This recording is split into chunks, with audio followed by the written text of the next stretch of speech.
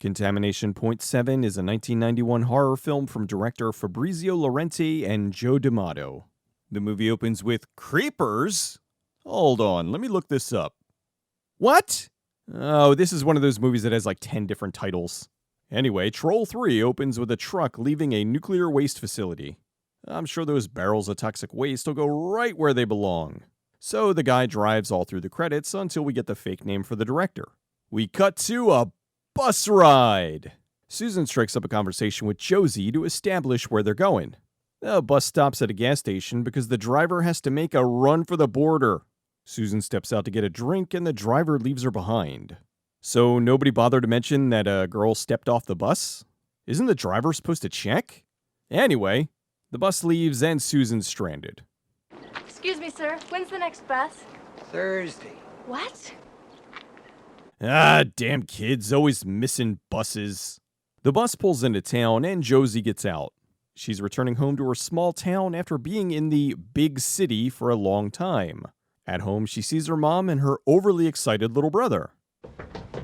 Josie! As a surprise, she brought him a little shop of horrors bank. I gotta admit, I want one, but not enough to replace my Godzilla bank. Meanwhile, Josie's old boyfriend Matt is anxiously awaiting her call. Josie's mom has some choice words. Seen a lot of Matt lately. Actually, I told him to pitch a 10 on the doorstep.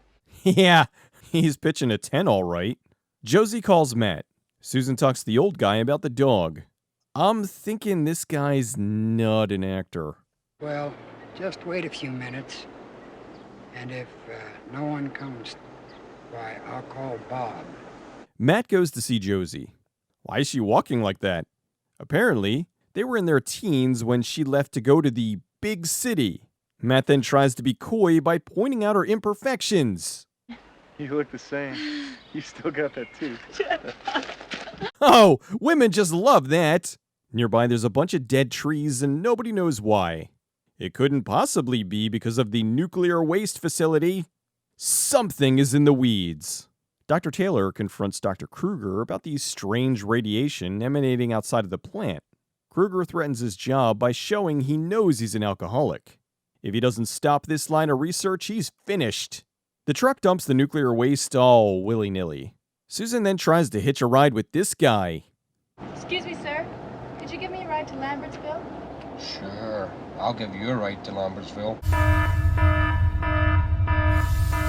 He's just as bad as the one from Savage Harbor. I just hope Frank Stallone will be there to save her.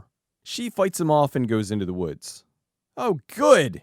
Maybe the monster will eat the bad guy. No, huh? He gets away safely? And that could only mean, hasn't she suffered enough, movie? I guess not. Josie's little brother bores her to sleep with his leaf collection. In another part of the forest, Dr. Taylor has the machine that makes crunchy noises. He then ties a red ribbon round the old dead tree. Frustrated, Taylor goes to get drunk. He's just hammered enough to get picked up by Amy Schumer. The sheriff thinks that's a hoot. The only customers Paula's been taking around back lately are the ones that have been too drunk to see what they're getting into. Back at Paula's place, Taylor is reenacting a Dead Kennedy song. He then says something that no woman wants to hear when you're in bed with them.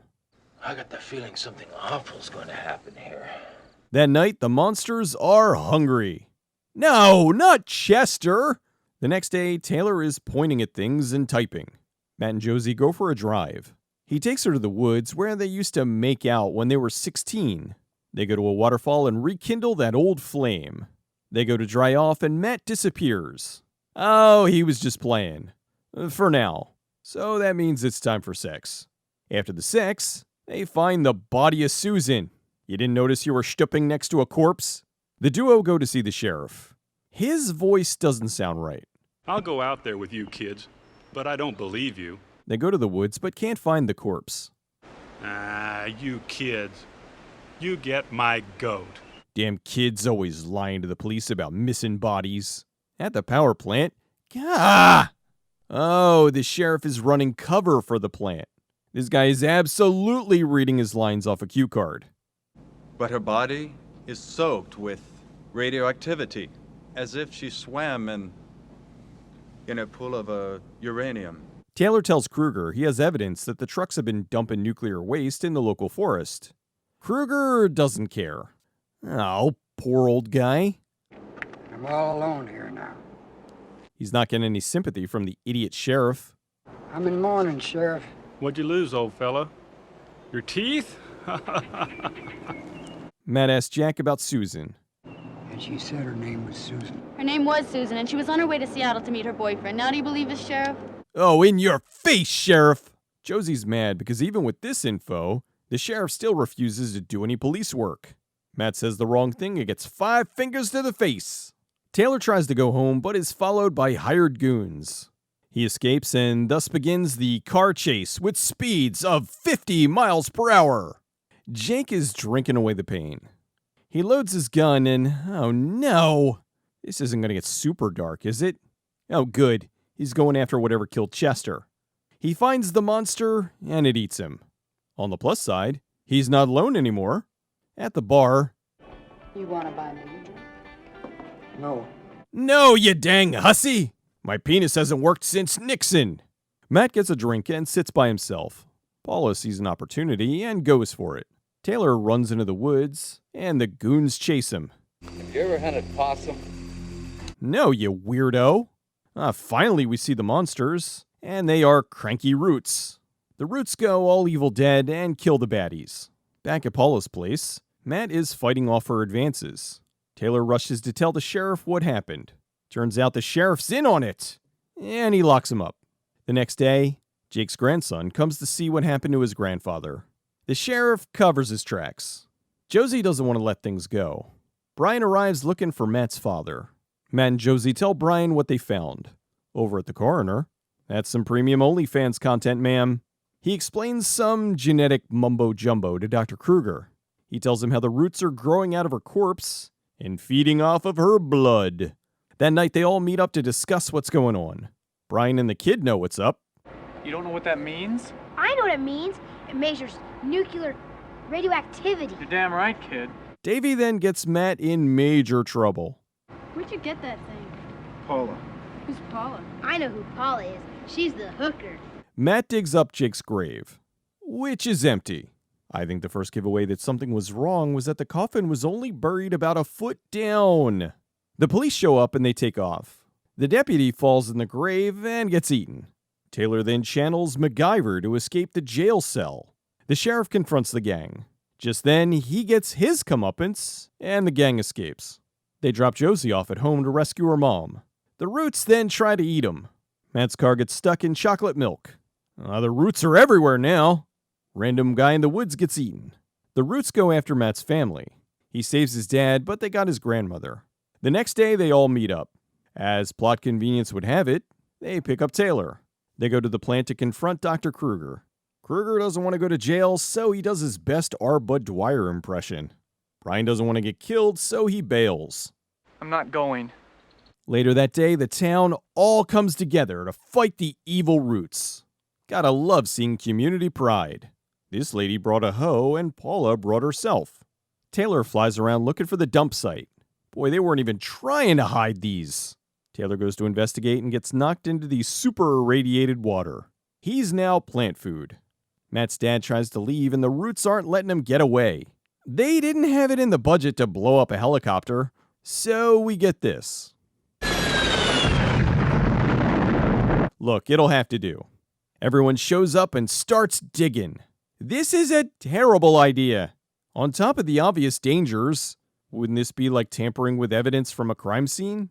Dumb townies all wander off and get eaten. The roots almost kill Matt. They do kill Paula. This is as believable as Bela Lugosi fighting the octopus. Just when all hope seems lost, Brian and a bunch of bulldozers show up. Is everyone all right? Brian! Oh, sure. Thank me now. The radioactive roots are no match for the pure American desire to destroy shit. Hey guys, I think that by crushing the containers and leaking the fluid into the groundwater, you made matters worse. Brian then goes back to miscellaneous Big City, USA. Sometime later, Josie is setting up a Christmas tree. Oh, it's a while later because now she's pregnant. Oh no, the tree is evil! Well, that was an abrupt ending. Contamination Point 7 was filmed in 1990, but after numerous delays, it wasn't wrapped up until 1991. Most likely the film started under Fabrizio Laurenti, and later finished under Joe D'Amato. The film was released on October 18, 1991 in Italy, and was planned to have a theatrical release in the US in 1992.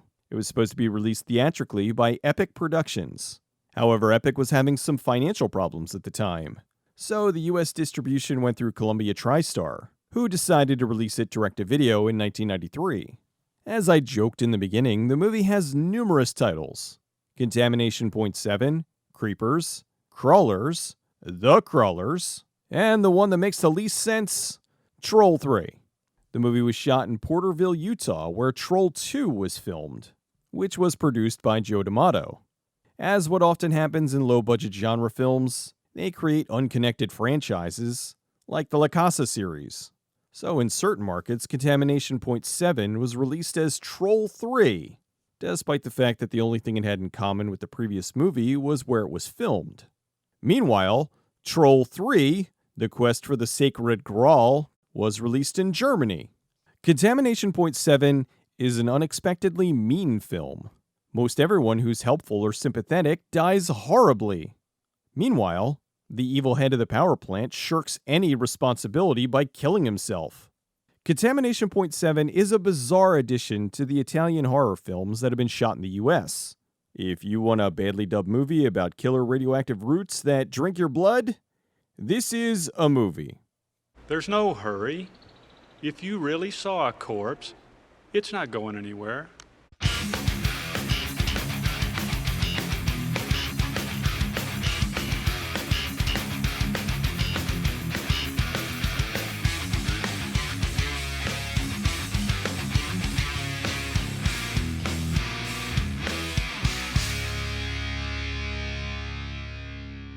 My guess would be a bear wandered too close to civilization